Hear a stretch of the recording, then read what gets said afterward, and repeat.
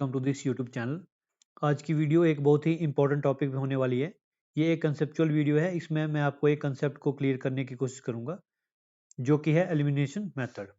ठीक है, elimination method को हिंदी में विलोपन विधि भी कहते हैं। तो ये विलोपन विधि क्या होती है और इसको हम कैसे यूज़ करते हैं और किस किस प्रकार के क्वेश्चंस में इनका यूज़ किया जाता है, ये भी मैं आपको बताऊँगा। ठीक है, ये बहुत ही इंपॉर्टेंट मेथड है। इससे काफ़ी क्वेश्चन सॉल्व होते हैं और बहुत ही आसान तरीके से। अब नाम से पता चल रहा है एलिमिनेशन, मतलब हमने इसमें एलिमिनेशन करना है, किसी चीज़ को हमने एलिमिनेट करना है यहाँ से। तो एलिमिनेशन करने के लिए पहले हमारे पास कोई समीकरण होना चाहिए, कोई इक्वेशन होनी चाहिए। तो इसमें हमेशा इक्वेशन ध्यान रखना, इसमें हमेशा इक्वेशन होती है एक्स और वाई की फॉर्मेट में मेनली होती है। वैसे जेड की फॉर्मेट में भी हो सकती है। ठीक है, लेकिन हम मेनली दो को मान के चलेंगे। अब इसको हिंदी में बोलते हैं दो चर वाले समीकरण, जिसमें दो चर एक्स और वाई होते हैं। अब चर क्या होता है ये भी मैं आपको बताता हूँ। चर और अचर, दो चीजें यहाँ पे समझने वाली हैं। जैसे मान लीजिए मैं यहाँ पे कोई इक्वेशन लिख देता हूँ, एक्स माइनस वाई बराबर 6 आ गया है हमारे पास। ठीक है, तो यहाँ पे जो ये एक्स और वाई है ये है चर, 6 जो है ये हमारे पास अचर आ गया। चर का मतलब होता है वेरिएबल, ठीक है। अचर का मतलब होता है कांस्टेंट। वेरिएबल मतलब जिसकी वैल्यू चेंज होती रहती है। ठीक है, अगर एक्स की वैल्यू चेंज होगी तो वाई की भी होगी, मतलब डिपेंडेंट वैल्यूज है ये।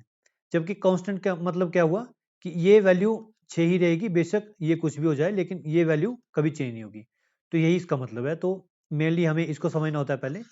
तो हमारे पास दो इक्वेशंस होती हैं, हमें उसको एलिमिनेट करके उसमें से एक्स और वाई की वैल्यू निकालनी होती है। यही इस विधि का मेन मोटिव है। तो हमने इसके बेसिक कंसेप्ट को समझ लिया है। अब हम इस पे एक क्वेश्चन देख लेते हैं ताकि हमें पता लग सके कि इन पे बेस्ड क्वेश्चन को सॉल्व कैसे करते हैं। तो चलिए देखते हैं। तो हमारे पास एक क्वेश्चन है एक्स माइनस वाई बराबर 3 और 3x माइनस 2y बराबर 14। ये हमारे पास एक समीकरण दिया हुआ है। एक समीकरण ये है और दूसरा समीकरण ये है। हम इसको 1 और 2 मार्क कर लेंगे। अभी हमने सबसे पहले क्या करना है, हमने यहाँ पे देखना है, यहाँ पे इसके कोफिशिएंट देखने हैं। कोफिशिएंट का मतलब क्या होता है कि x के साथ जो भी संख्या हमारे पास लगी है, जैसे यहाँ पे x के साथ यहाँ पे 3 है, तो ये 3 जो है ये x का कोफिशिएंट है। जबकि यहाँ पे y के साथ 2 लगा हुआ है, तो 2 जो है ये y का कोफिशिएंट है।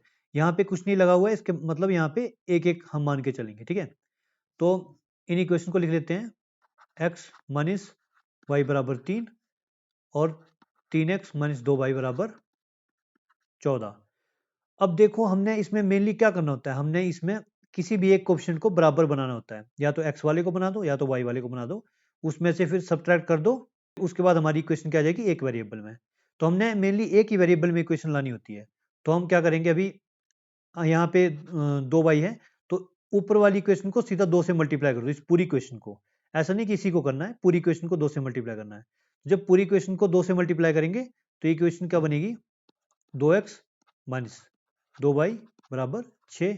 ठीक है, अब ये ऊपर वाली इक्वेशन है, इसको हमने चेंज नहीं किया। अब ये नीचे वाली इक्वेशन है। अब क्या करेंगे, हम इन दोनों इक्वेशन को आपस में सब्ट्रैक्ट करेंगे, मतलब ऊपर वाली से नीचे वाली को घटाएंगे। तो जब घटाते हैं तो क्या करते हैं, यहाँ पे हमेशा देखना जहाँ पे कोई साइन नहीं होता वहाँ पे प्लस का साइन होता है। ठीक है, तो यहाँ पे प्लस का साइन है, तो हम क्या करते हैं, साइन को उल्टा करते हैं। जैसे यहाँ पे प्लस का साइन है तो उल्टा माइनस कर देंगे, यहाँ पे माइनस का है तो इसको प्लस कर देंगे, यहाँ पे प्लस है तो इसको माइनस कर देंगे। अब क्या करेंगे, अभी देखो यहाँ पे 3x जो है ये प्लस का है। अब हम इन साइंस को भूल जाते हैं, जो इसके साथ पहले लगे हुए थे ना ये वाले, इनको हम भूल जाते हैं। तो इनको मैं ऐसे ही यहाँ पे इरेज कर देता हूँ इनको। अभी देखिए यहाँ पे 3x है, यहाँ पे 2x है, मतलब 3x में से 2x गए तो 1x बच गया। ठीक है, यहाँ पे एक मैं आपकी सहूलियत के लिए एक लिख रहा हूँ। ठीक है, तो यहाँ पे 1x आ गया, ये प्लस का है ये माइनस का है। -2y प्लस 2y ये आपस में कैंसिल आउट हो जाते हैं। ठीक है, कैंसिल आउट हो गई ये, तो यहाँ पे प्लस 0 आ गया बराबर, यहाँ पे 14 में से 6 चले गए तो 8 बच गए। इसका मतलब यहाँ पे x की वैल्यू क्या हमारे पास आ गई है, 8। तो यहाँ पे हमारे पास x की वैल्यू आ गई। अब अगर हमारे पास x की वैल्यू आ जाती है तो x की वैल्यू को हम इसमें से किसी भी समीकरण में रख के y की वैल्यू निकाल सकते हैं। इसमें से हमें सबसे इजी समीकरण यही लग रहा है, तो हम इसी में पुट कर देंगे।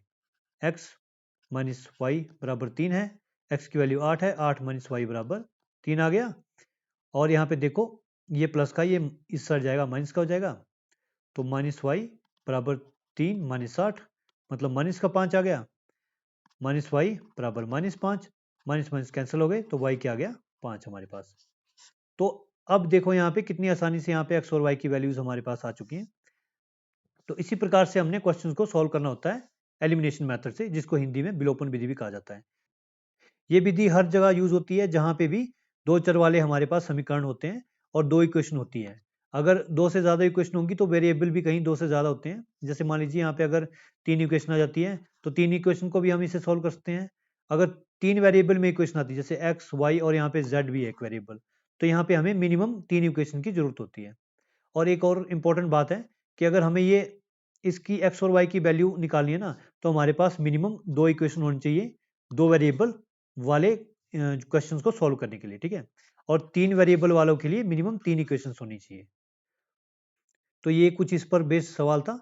मैं आपको एक क्वेश्चन और दे देता हूँ जिसको आप सॉल्व करके कमेंट बॉक्स में आंसर कर देना।